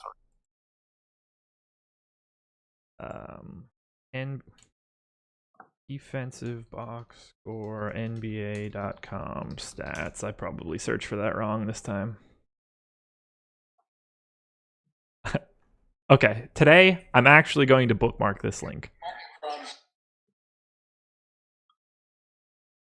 This is the exact same thing I just did yesterday, and I already don't remember how to get to this game faster. Saric is on Blake. Then we have Amir Johnson on Blake. I hate myself. I don't know why this insists on making noise every time. Dario on Blake. Covington's on the floor, by the way. He's just defending, I don't know, Stanley Johnson. All right, I got Covington. it. I have it all here. Covington's defending Luke Kennard while Dario Saric defends Blake. We're looking for Blake Griffin here. So Blake Griffin had 40% of his possessions with Saric, 25% of the possessions with Embiid, 15% of the possessions with Amir Johnson, and 10% of the possessions with Mike Muscala. He only got 5% of Covington. That's interesting because... Shocked that Mike Muscala wasn't able to D up Blake Griffin. Right. And Detroit doesn't even have a wing for Covington to even pretend to guard. No, just leave Stanley Johnson alone or whoever else it was. Yeah, so, probably like Johnson, Bullock, and Luke. Blake was 6 of 9 on Dario Saric, 5 of 13 against Embiid from the field. Struggling with the length there. Boy. But 3 for 3 against Muscala and 4 for 7 from Amir Johnson. Dude, oh god, Giannis is gonna eat Sarge's shit if Simmons is on the floor. That young Wheezy in chat, they threw everyone at Blake. Yes, they certainly did. Except for the one guy who might have been able to slow him down. Yep, exactly. Look, I like Giannis, but on FanDuel, I think I have to prefer LeBron because of this scenario. Ownership will be very, very key here. And then it's really hard for me to like it more than Kawhi. He's $2,300 more expensive than Kawhi Leonard tonight. He's $1,800 more expensive than Kevin Durant on FanDuel. Yeah, I just love Giannis so much. Look, cash Giannis, sign me up. I mean, the GPP, have you looked at his rates this year? I haven't. 40.3% usage rate. Oh my god. 27% assist percentage. 23.4% rebounding percentage. 1.65 DraftKings per minute, 1.5 or 1.6 FanDuel per minute.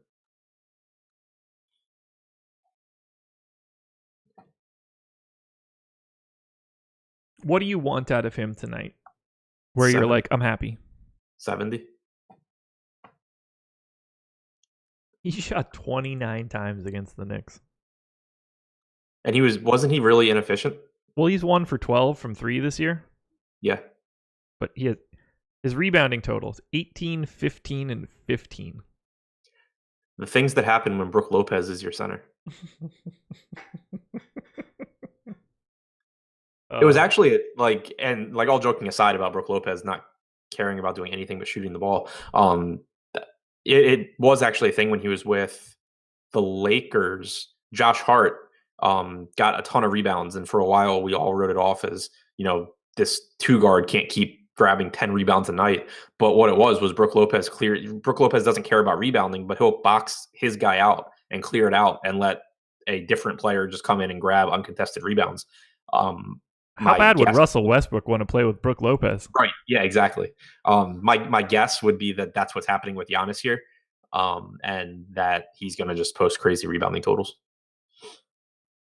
Yeah, I'm not gonna begrudge anybody for playing Giannis, but unless ownership percentages at small forward are really weird on FanDuel, I probably won't have a ton. I assume LeBron's higher than Giannis. He was higher last game. Like, Giannis was 11% owned against the Knicks on DraftKings. But you didn't need him. No, you didn't. He's incredible, but 11-7's a lot. 11-7 is a lot. So I would say that he's $100 cheaper than Harden on DraftKings. I would guess that I end up with almost no James Harden. Okay. Because DraftKings, the mid range is so strong, but then also I just want Giannis over Harden. See, it's weird for me to think about it, and I'd love to get your thoughts on this. This is more of a high level strategy thing. Harden is $200 more expensive than Giannis on FanDuel, but there's not another shooting guard anywhere remotely close to Harden, whereas there are 4 options at the top of small forward, maybe 5, that are all completely feasible ceiling type dudes. Yeah. So are you saying who do I think will be higher owned between them, or who? No, just more like a roster construction thing. The same way that I don't know. Should we be thinking about that the same way you would think about it in sort of like a season-long fantasy thing where there's a replacement level. Yeah. But you also have to keep in mind, like, if you put Harden in, you can't afford to lose that entire range of small forwards because you're just going to have so many teams scoring a ton of points at the top end of small forward. Like, I don't want to replace a small forward with Harden, but if I can find a way to get Harden with one of the small forwards, even if it's like a high upside guy, like you said, Durant was a lot cheaper than Giannis. Yeah. Just like a high upside small forward from that top range with Harden, that gives you the opportunity to score, 30 raw points more than anybody at shooting guard, and then still get a bunch from a small forward. Like I would want to try to get to Harden at 11-9, Kawhi at 9-4, as opposed to Giannis at 11-7 plus. Yeah, I think that makes sense. I don't know. Right. I mean, like Giannis, Donovan Mitchell is sort of comparable in that scenario. Yeah. Even Giannis Oladipo, like if you get Giannis Oladipo, you're talking about a guy with a 40% usage rate and a guy with a 34% usage rate. And probably relatively low ownership on that. Might be a decent way to fill out the rest of your lineup if you're looking to grab some more like chalk value type stuff. And like 38 minutes apiece from those two guys. Yeah. Yeah, roster construction there is interesting. Hi. When there's just one guy like Harden at shooting guard tonight that is so vastly different than the entire rest of that position from a salary perspective, it makes construction really different because it changes everything by either putting Harden in or taking him out. Right. And normally you will see ownership end up kind of artificially high on Harden just because he's on an island and people want to pay up. Yeah. Bledsoe, Middleton, anything else on Milwaukee here that you'd be interested in? I don't have a ton. Yeah, they're both fine. I just want Giannis. I don't have a ton of interest in those guys if Simmons plays. Yeah. It changes the entire scope of Philly. Yeah, I agree. Yeah, I just want Giannis. Again, these are only 3-game stats for the season. Milwaukee not really getting to the line all that much. Philly, the number one team in stopping people from shooting free throws. Just, when you're not getting any freebies and the other team doesn't ever give up any freebies, volume changes. I don't know. I'll probably be mostly avoiding Milwaukee, but if Ben Simmons is out, we'll take a closer look. Come to the premium Slack channel. Find out what the updated takes are once we get the Simmons news. Philly side, Joel Embiid, 10-4 on FanDuel, 10-1 on DK, back-to-back coming off of matchup with Andre Drummond. And shouldn't he destroy this team? Who in the world is matching up on Joel Embiid here? It's certainly not Brook Lopez. It's not John Henson. Yeah. Embiid should score every time down the floor. Yeah, he should. I don't know how to not like Embiid here. This is probably the best matchup for Joel Embiid in the entire league. It's got to be up there. The Bucks just don't have a real center. Right. They don't even have a real body to put up against Joel Embiid. It's not Brook Lopez for sure. Right. Like John Henson is way too wispy. Right. John Henson's like 220 or something. He's like 7'2", 220 or something. Yeah. Makes me sad because we have similar weights. Right. I'm a much different shape. Yeah, Embiid's the best center on the board today. Yeah, I think so. And if Simmons is in, you get Embiid losing a little bit in the way of usage and assist percentage, but becoming more efficient. And if Simmons is out, then you have Embiid with like a 38% usage rate. He's going to be really hard to avoid here. The only concern is the back-to-back. Right. But gotta do it here. Just gotta mash up Embiid. I'm avoiding Simmons like the plague. 10K on FanDuel, 9-4 on DK. If he's playing, I don't want him. And if he's not playing, well, I definitely don't want him. Yeah. Agreed. Yeah, I'm really interested to see how my crunches turn out now, because I was really on board with mid range, and then I remembered how much I love Giannis and how much I love Embiid. Bill Butlicker in chat asking, Embiid even if Simmons is in? Absolutely. Yes. No, nothing's changing. As long as Embiid's in. Like if Simmons is in and they decide to rest Embiid after the overtime game, then don't play Embiid. Now then you'll play Mike Amir Muscala. Johnson. Either way. Yeah. Dario Saric is 5,800 on FanDuel. I think that's probably too cheap. Yeah, probably. I don't know.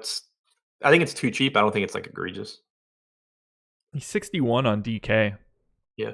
If those prices were keeping the normal ratio, Dario Saric is like 6,900 on FanDuel. Yeah, that's a good point. So if you're playing him, don't play him on DK, play him on FanDuel, I think is the only way to say it. Bobby Covington, 5,900 on FanDuel, 5,400 on DK. Not tonight. I had him last night and I liked it, but not tonight. Yeah, I'm good. I think Redick, depending on Simmons, and the lineup. I screwed up on Redick yesterday because I projected him to start, and so I ran all of his numbers playing alongside Embiid without Simmons, and then didn't quickly adjust that when he was coming off the bench. But going from memory, I'm pretty sure overall, without Ben Simmons on the floor, Redick has like a 25% usage rate, 25.5%. He loses some efficiency like everyone does, but that's pretty insane usage. And we saw him go out and just fire up a bunch of shots last night too. So I think if he's coming off the bench again without Simmons, it's another good spot for Redick. Similar to Saric, Redick 5,200 on FanDuel, 5,500 on DK. He's in my opinion, a much better play for FanDuel than he is on DraftKings. I agree. I need to give him a little bit of a boost as well. I don't really have any interest in Fultz or anybody else. If Simmons comes out, then we talk differently about Fultz and TJ and Landry and all these other clowns. But it's still just a mess. Even if Simmons is out, I think there's probably better value. That like McConnell will be fine, but there's probably better value. Like McConnell is most likely going to score 23, 24 points. And especially if you're playing, these massive field tournaments, you kind of don't want to give up any spot like with 23, 24 points, regardless of price, because you just need to score so many points total. So I do have a little bit of interest in McConnell if Simmons is out. Milwaukee turns the ball over a lot, and that's the type of thing that fits in for scrappy TJ McConnell diving for loose balls and steals and shit, especially on FanDuel where they're worth 3 points apiece. That's fair. Yeah. Plus, you can drop him if he sucks. Exactly. Again, that's only for if Simmons is out, because we need to reappropriate those 34 minutes somewhere.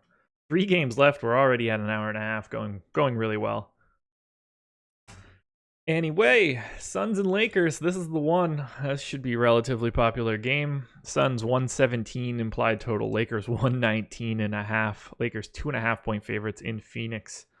We'll start with the Phoenix side. Devin Booker, 8,000 on FanDuel, 8,300 on DK. Devin Booker, a very, very nice to look at shooting guard, at least on FanDuel. I'd like to know what you think about him on DK. I like him a lot.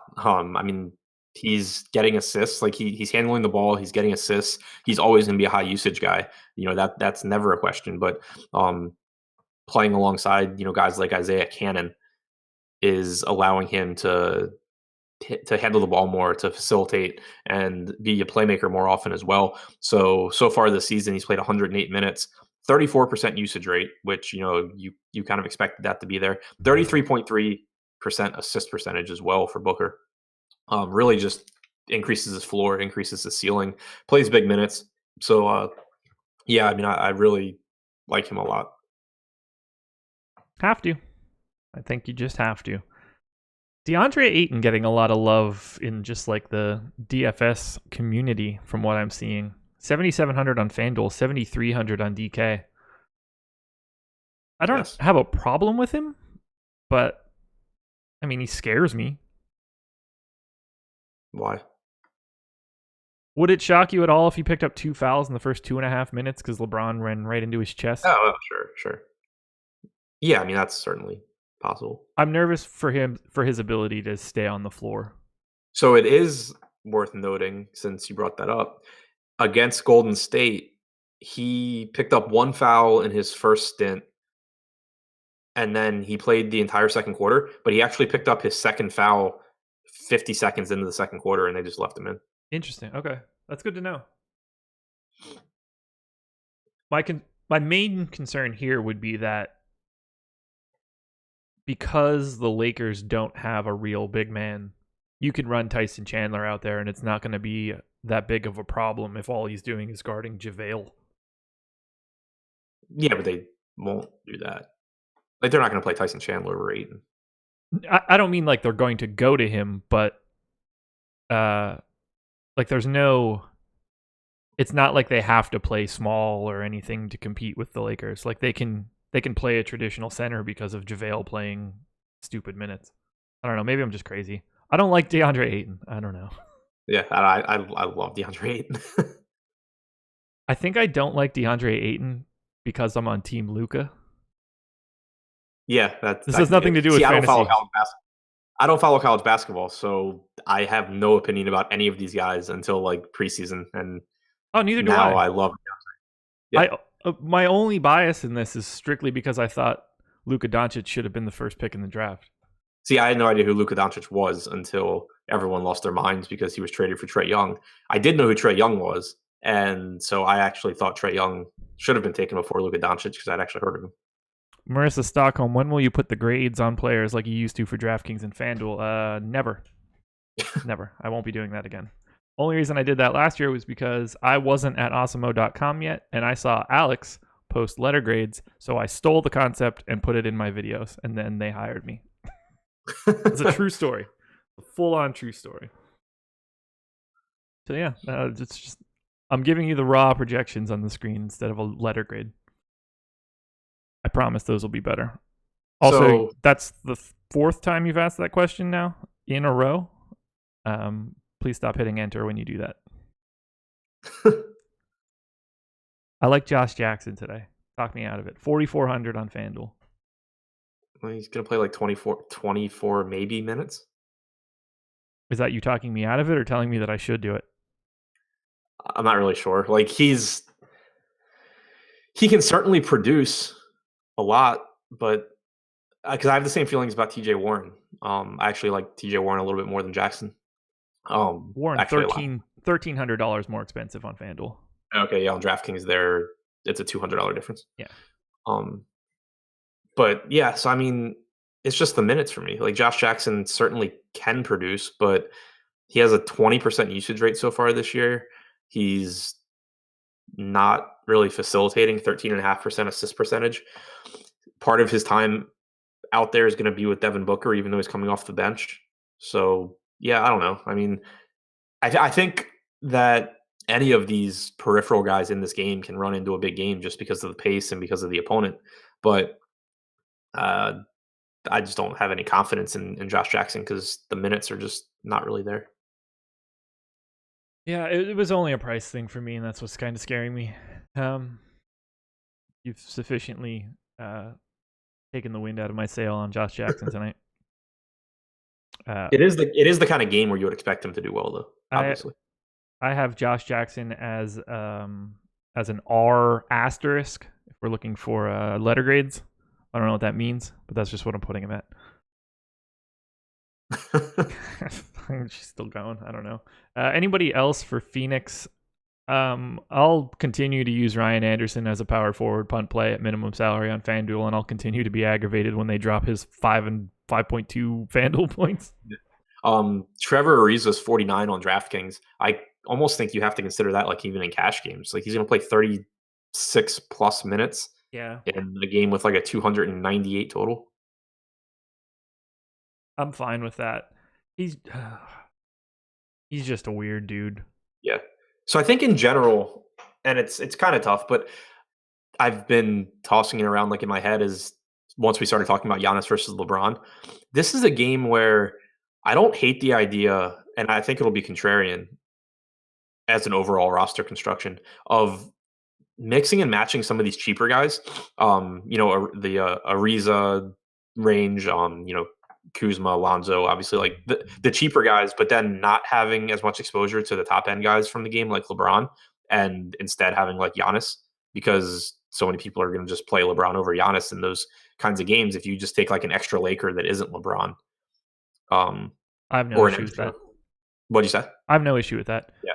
I mean, LeBron, and this will not be shocking, and I know you subscribe to the exact same thought process, but the amount of LeBron I have will be totally determined by how much LeBron we're projecting. Correct. Yep. Yeah. And yeah, I can't imagine that he's going to end up at least like, so he's also $200 less expensive than Giannis on DraftKings, which just 100% means he's going to be higher owned than Giannis. You would think. I have LeBron projected significantly higher than Giannis. So I haven't done mine yet. I probably will have Giannis like the same as LeBron, maybe a little higher. Suns are so bad. They are second worst. I just burped. Sorry, guys. Second worst defense in fantasy so far this season. 10% higher than league average in fantasy points per possession. There's just so many mouths on the Lakers that can take advantage of that, though. And LeBron, I don't think cares. I don't think he cares who's scoring on his team. I think he cares that they're 0-3. Yeah, I think he just might like put a whooping on their backside today. Yeah, I mean, I could see like it's a full narrative thought process for me. Well, yeah, and to be clear, like I'm not trying to say like I don't like LeBron. Like I love this spot for LeBron. It's just that I think Giannis is like the same or better. Like I don't know. I just if they were the same projected ownership, you would prefer Giannis to LeBron. Yes. And the most likely scenario is that LeBron is projected for more ownership than Giannis. It makes it a lot easier to go to Giannis in that case. Bill Butler, a girl in Guatemala, last name Ariza, gave me crabs when I was in high school. From that day on, I swore to never again trust an Ariza ever. Thanks for that, Bill. Kyle Kuzma, 7,200 on FanDuel, 6,900 on DK. I'm in. Yep. Lonzo Ball, 7,000 on FanDuel, 6,300 on DK. I'm in. Yep. Josh Hart, 6,400 on FanDuel, 5,800 on DK. I'm less in, but I'm in. Yep. These are all reasons why I like Giannis more than LeBron, by the way. Sure. JaVale, 6,000 on FanDuel, 5,300 on DK. I'm scared. Yeah, I mean, he's going to play 22 to 24 minutes. He probably will score like 30-something points, though. Yeah, he's been highly efficient. Marissa Stockholm, not asking the question about the grades again, but asking me how I did yesterday. I did poorly because I did not have Blake Griffin. Yep. I also had 24-minute Nikola Jokic. Yep. Anyway, look, there's a lot to like on the Lakers team because the Suns are bad and because the Lakers are missing 60 minutes of playing time. So grab some Lake Show. We'll find out what we think about Giannis and LeBron once ownership comes out. 2 games left, I think, unless you have anything else. No, I was just trying to figure out the Lakers. So I'm actually kind of concerned about Lonzo. Go on. Unless we see news about his playing time, because he only played 32.8 minutes, and that's including 5 minutes of overtime. He also, in the second quarter, came in early because Lance Stevenson picked up his second foul. So I don't know. Like, does Lonzo only play 30 or 32 minutes here? Again? I have him projected for 32. Or even like less. Like, I don't know. Like, he certainly has upside and everything, but with his price going up and with just looking at the rotation from that game, I mean, he played 6.5. He played 13 second half minutes. And he was probably going to play, I don't know, 15 first half minutes if Lance Stevenson hadn't gotten in foul trouble. I think I'm pretty comfortable with 32. I don't see it going any lower than 30. Yeah, I think 30 is. But I could also see it being 39 if it's going well. Right. Yeah, that's the thing is like they had said he shouldn't be on a minutes limit anymore. It seems like they still kind of limited his minutes, but there's going to be a game where they're just like, okay, go play. We just got a little bit of news in the chat. ownership projections are out. Sweet. So we're going to pop over there quick and take a peek. We'll go to DK first since the Giannis LeBron discussion is fresh. These are low numbers. I might be blind.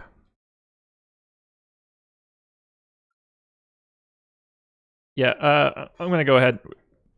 We're going to have to refresh those ownerships because these aren't correct.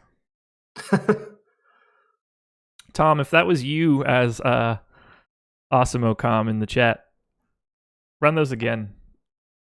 Because I don't think that Giannis is going to be 0.8% tonight. All the Giannis. Yeah, I'm going to play a lot of Giannis if he's under 1%.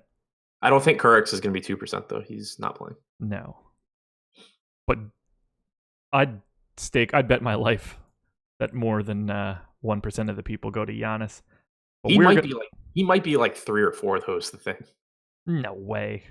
He was 11% owned on like a 9 game slate against the Knicks where it was only LeBron to pay for. Now you have LeBron, you have Harden, you have a million mid-range guys.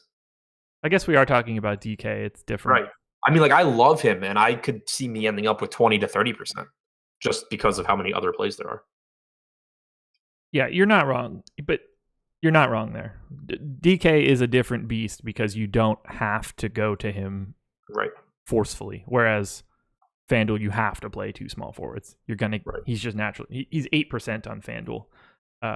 That still seems a little low to me, but I'd be very, very surprised. Did I add a decimal point to that when I looked at it? Am I stupid? To what? Or did we refresh it already? Giannis's ownership. No, he's at 0.8. Yeah, yep. That's... If he's at 0.8 and LeBron is at 18, you're playing an overwhelming amount of Giannis. You just are. Sacramento and Memphis in the battle of bleh. Yeah. 108.5 for the Kings, 111 for the Grizzlies. There's a problem in this game in that I like a lot of it. So we'll start with Sacramento, and we're going to talk about the only guy that I care about. Marvin Bagley's 5,000 on FanDuel, 4,800 on DK. I smashed him yesterday. It went really well. I'm going to smash him again today. What are your thoughts on Marvin Bagley? Pulling up that game now. I'm good. I'm not going there. I think he plays... You're nuts. I think he plays 22 minutes. Why does he play 22 minutes? He's played 32, 24, and 33. You have him playing less minutes than he's played the entire season? Maybe 24 minutes. Like, they've been blown out massively in like 2 out of their last 3 games. He played... Well, yeah, they're shitty. He played 19 consecutive minutes to close the game yesterday because they were down by 100 points.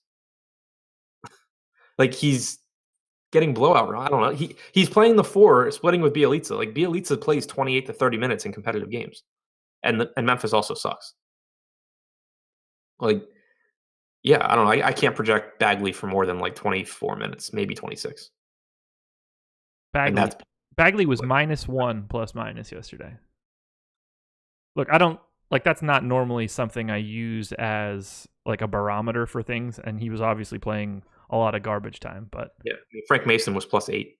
I'm willing to bet on the youth of Bagley. Yeah, I just don't, and he's not even cheap. 4,800 on DK. Yeah, okay, so he's not cheap for someone that I think is going to play in a normal rotation 24-ish minutes. I have him in for 27 minutes, just so we're clear. Yeah, I love Marvin Bagley. I love it. Give me all the Marvin Bagley. Put it on Jaren Jackson. This is not my Duke bias. Do I have a Duke hat up here that I could put on? I don't. My Duke lacrosse hat's downstairs. It's not a joke. I have a Duke lacrosse hat. Which was a really awkward hat to wear for like a year and a half. So how many...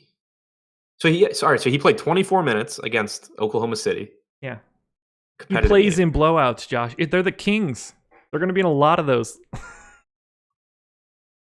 Yeah, I don't know. It's like, but to me, his price is for him to play. Like, I don't know, for it to be a blowout. Okay, so against Oklahoma City, is that the game that was close? Yeah, they beat Oklahoma City. Okay, so they closed with Willie Cauley-Stein, Shump, I guess, Fox. Buddy Hield have foul trouble? That was just a really weird Buddy Hield. Yeah, he had 3 fouls in the first quarter. He basically didn't play in the fourth quarter. Yeah. And then they went to Justin Jackson for almost all of the fourth quarter. Yeah, it was a really weird rotation. Give me all the Marvin Bagley. So 24 minutes in a competitive game, 32 minutes in an absolute blowout, 32 minutes in an absolute blowout against the Pelicans, where also, not only was it a blowout, Bjelica picked up 2 fouls in the first 3 minutes of the game, came back in, picked up another foul in 3 minutes. So it was a blowout with foul trouble the entire game for Bjelica. I don't know. I just can't get there. Okay, I'm going to read off guys that are in his similar price range on FanDuel. You tell me who you would rather have. Good? Yeah. Okay. Serge Ibaka, 5,400. Yes. Yes, you would rather have Serge Ibaka? Yeah. Okay. Derek Favors, 53. Yeah, so yeah, I mean, I think that they have the same issues as Bagley. I just like them more. Okay. No, that's fine. It's an exercise in maybe tempering my expectations. Wendell Carter at 5,200. Absolutely. I think plays 6 to 8 more minutes in most games. Wow. Oh my God. We are I'm very projecting different. Carter. I have them at the exact same minutes projection. Yeah, I mean, I have Carter at 30 with potential for more. Okay. And Bagley, I'm like stretching it if I say 26. Thad Young, 4,900. I don't even remember who they're playing anymore, but probably San not. Antonio. Yeah. I think Bagley has the higher ceiling. Taj Gibson, 49. Bagley has the higher ceiling. Domantas Sabonis, 49. I'd take Sabonis. Okay. Sabonis is actually a really good play at that price. I'm going to go buy a Marvin Bagley jersey today just so I could wear it for tonight. Give me all the Bagley. I don't really have any interest in other Kings, though. Hang on, though. Willie Cauley-Stein at 5,600. Yeah, I agree with that. Sabonis at 4,900. I didn't even that's a good play on FanDuel, I think. Oh yeah, I mean he's $800 cheaper than he is on DK. Yeah. Okay, but yeah, back to this game. So yeah, Willie Cauley-Stein has been underpriced on DraftKings for like a year and a half. Yeah, he really has, and he's like one of the only guys that every year actually gets consistent minutes as long as he's not fouling. Yeah. So I'm fine with Willie Cauley-Stein on DK. I won't be paying the $7,200 for him on FanDuel. I don't want to pay $7,800 for De'Aaron Fox in this spot on FanDuel. Again, the only guy that matters on this team is Marvin Bagley. I'm looking at like some other stuff too, and they haven't projected for like 28 minutes. I'm going to feel so good when I go through and lower my minutes projections. I'm going to feel so bad when Playa Plays in our premium Slack chat says, I can't do Bagley tonight. That's okay, man. I'll roster him for everybody else. I'm going to be like inappropriately upset. Like it won't even affect my lineups, but when like Bjelica picks up his like second foul 2 minutes into the game, and I know that you're getting like all these Bagley minutes. Bagley's like dancing on his way to the floor, pointing at me on the screen. Do you have anybody else you want to talk about from Sacramento? Nah. Just Cauley-Stein. Like tough matchup, but yeah, really nice price tag. Memphis on the other end. There's a lot here because they are banged up. So I like Jaren Jackson, 6,500 on FanDuel, 5,400 on DK. I'm cool with that. Garrett Temple, 3,900 on FanDuel, 4,000 on DK. I'll have a ton of. Wait, I saw your reaction. No or yes? Now I was nodding, not enthusiastically, but I was nodding. Okay. I don't know if I'll have a ton. I think he's a good play. Kyle Anderson, 4,100 on both sites. A guy that I think has to be in play. And Marshawn Brooks, 3,700 on FanDuel, another guy that I think has to be at least looked at as punts. This is just a team of punts tonight outside of Jaren Jackson at 3,900 or at 6,500. I don't really want to go to Gasol or Conley. Yeah, so I just was able to find their popcorn machine page. Okay, so who else? Nobody extras out, right? Just Jermichael? And now Dylan Brooks is out. Okay. And somebody else is out.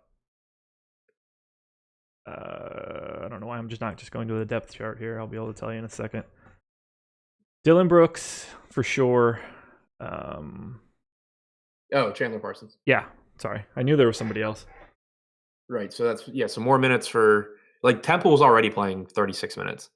So now you have more minutes for Anderson. Probably a lot more minutes for Anderson. I have him in for 25 right now, but it could end up being way higher than that. Yeah, I think it could certainly be higher. I like him at 25, so then you have Selden played 22 against the Jazz, but they closed with a really weird lineup where he was like playing the 4 over Jaren Jackson. So there's potential for Selden to get a bunch of minutes. I don't think I'd be that confident. Omri Caspi could see some more. Like they can still run really not a lot of minutes for guys like Brooks, Caspi, Selden. Sure. They can kind of just run flat minutes, but I think that Kyle Anderson certainly was already, a key rotation guy. I think that he sees a boost. He was subbing in for Chandler Parsons too, which is nice. So he's the one I would feel most confident in picking up those minutes. And then, Jaren Jackson, I think it's good for him. I would have liked him anyway, but just the fact that those wings have to play more wing minutes and less potentially taking his minutes is nice. Yep. Yeah, there's a lot of value on Memphis. And normally that would scare me because I think Memphis sucks, but they're getting a lot of this value in guys getting boost to minutes with Conley and Gasol still on the floor, which I think will help make those guys better. It's different when Conley was hurt and Gasol was out and they were starting Jermichael Green at center and bringing in Mike Henry or whoever the other assholes were that played for the last 3 months for the Grizzlies. Whereas now, you're getting... I mean, who's the best example for it here? Marshawn Brooks is going to be on the floor with good players. Right. It's just going to help him. Yeah, he should be more efficient. You'll a lot of times in those spots, you'll trade a couple of shots for actually open looks. Yeah. Garrett Temple, 18.2% usage rate so far this year. Garrett Temple. I mean, he's going to be in almost you could put him in every lineup if you want. He's 3,900 on FanDuel. Yeah, and I wouldn't even expect him to be the score that gets dropped. Yeah, he's 4K on DraftKings. Yeah. Yeah, that's a good value play. We have Garrett Temple projected right now at definitely some sort of percentage. I'm looking at the wrong position, so he's harder to find. 11% for Garrett Temple. I'd rather have 50. Yeah. If I'm going to be playing a low salaried shooting guard, he's the only one that I want. Yeah, plus on DraftKings, he's guard and forward. That'll work. Yeah. Anything else in Kings Grizzlies? Because we're already at an hour and 53. Yeah, no. Grizzlies. We need to call this the NBA strategy marathon.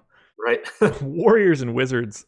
Warriors 120 implied total. Wizards 109. 11-point favorites. I don't know if this line is actually out yet or not, so let's take a look. This was the one that I had to make up. Was someone planning on sitting? That's what I wonder. 9.5, 234. I am miles away from this. These totals, man, having a lot of trouble guessing what I think it's going to be. Just guess and then add 10. Yeah, maybe. Okay. Curry, 9,300 on FanDuel, 9,800 on DraftKings. Love it. It's too cheap on FanDuel. Yeah, I agree. Especially with how priced up other point guards are. So it's a lot harder. Yeah, I will have, once again, a lot of Steph Curry. We're projecting his ownership at 16%. That's a guy that I would love to just be higher on. John Wall is $100 more expensive than Curry tonight. Yeah, I'll take Curry. Yeah, there's just way more ceiling there if Curry gets going. Kevin Durant, 9,900 on FanDuel, 9,700 on DK. Thoughts? I like Giannis more. I like LeBron more, but Durant's fine. I mean, I like him more. You said he was 9,700 and Kawhi's 94. Yes. I think I like Durant more than Kawhi. Kevin Durant projected 8% ownership right now. Half So, of yeah, LeBron. yeah. Plus, you get the savings. Yep. Yeah, I like Durant. 7,700 Draymond, 6,900 Draymond on DK. He's Draymond. Yep, Just can't it's fine. Like it's, Yeah, I'm not I excited. won't have him, but I don't have an aversion to it. Right. Clay is still 5,800. Yeah, that's nuts. No reason to not roster Clay if you want to. Yeah, he was like so cheap last slate that I kind of like I forgot about him when I was making my cash lineup. Like I ended up playing like Oladipo, and then after the slate started, I was like, why do I not have the $5,600 guy playing 30 minutes against the Suns? Is Draymond a really good offensive rebounder? Do you know off the top of your head? Not sure. The Wizards have been the worst team at stopping offensive rebounds so far That's this year. not surprising. They've been playing Jason Smith at center. Well, it doesn't matter because Draymond is an absolutely atrocious offensive rebounder, so it doesn't matter. At least not for Draymond. Yeah. Anybody else on the Warriors? Anybody for value or anything like that? I mean, Looney at 3,900 on DK, I get, or on FanDuel is sure.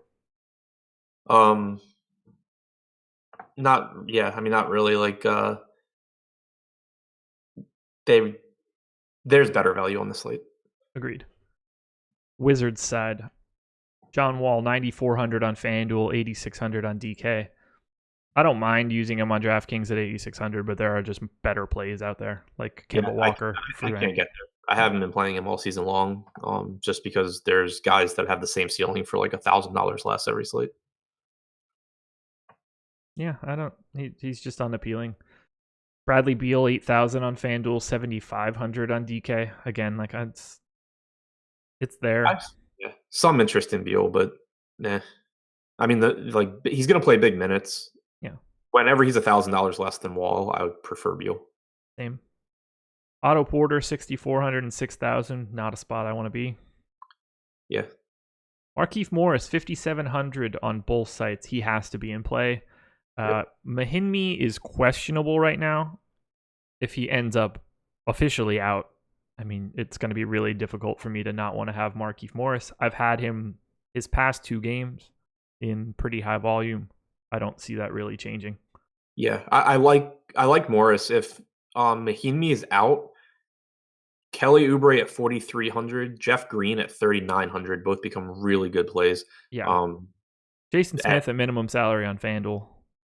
Yeah, he's 31 on DraftKings too, and I have no idea why he's in the rotation, but he is.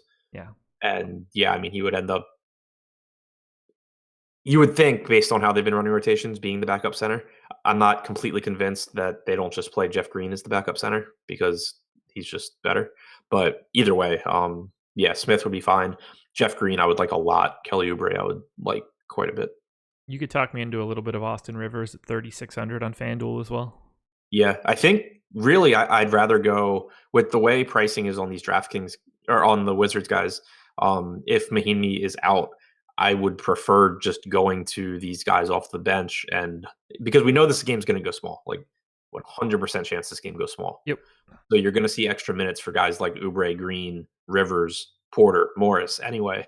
But if Mahinmi are out, that just solidifies that even more. So I think I would rather just go to these really cheap guys and just try to hit on the right value guy than try and, play Bradley Beal over like Devin Booker or something.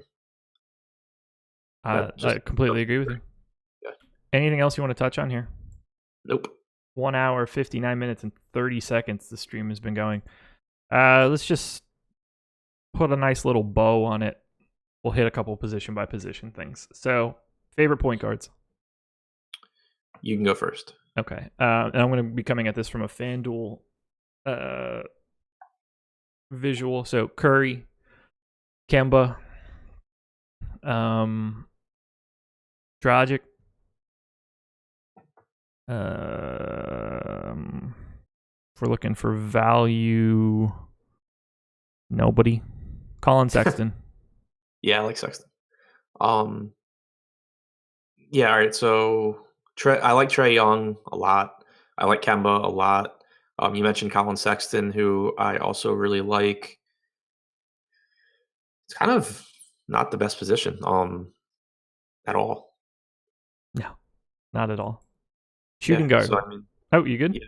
Well, I was going to say on DraftKings, I actually prefer Devin Booker at point guard to shooting guard. There you go. Shooting guard for me, I have to take a look at James Harden. I like Devin Booker, Donovan Mitchell, Levine, Wes Matthews, Josh Hart. Shooting guard's loaded. Garrett Temple. You could probably talk me into Justin Holiday, but I'll want to get talked back out of it. Danny Green, Marshawn Brooks. Good God, shooting guard's just absolutely loaded. Because it is, I see that bringing my James Harden exposure down. Yep. On DraftKings, Luka is now shooting guard, small forward eligible finally, which means it's even easier to play him, and I like him even more. Yeah.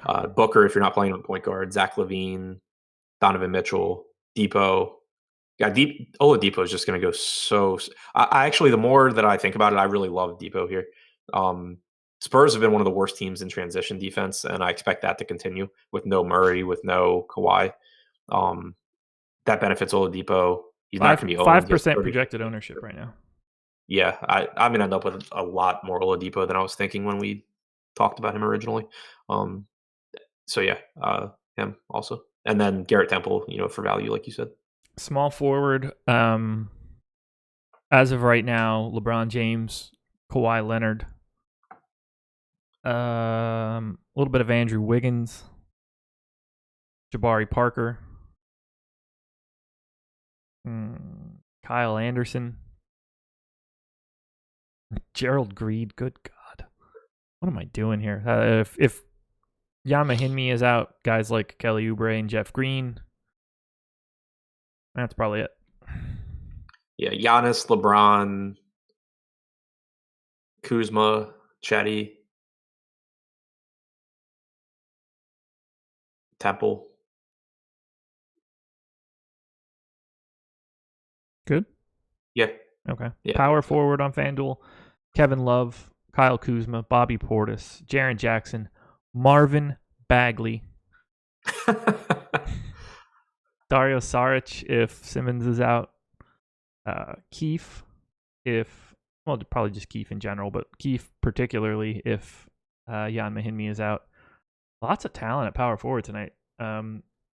Josh Jackson at 4,400. Sabonis. No, fuck you, Ryan Anderson. That's it. Kevin Love, Kuzma, Jaren Jackson. You can play Wendell Carter at power forward on DraftKings now, which is nice. That'll actually boost my exposure to him quite a bit, I think. Mario Hezonja. Man, there's so many different ways to go on this slate. Yep. I'm glad I don't hand build anymore. That would be a pain in the ass. Center? Yep.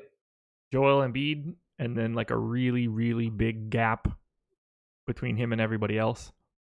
Cantor, Whiteside, Willie Cauley-Stein on DK, not on FanDuel, but I'm saying it anyway just because of how much I like him there. Valanciunas, if we get some interesting word at 5,500, is pretty nice. That's probably it.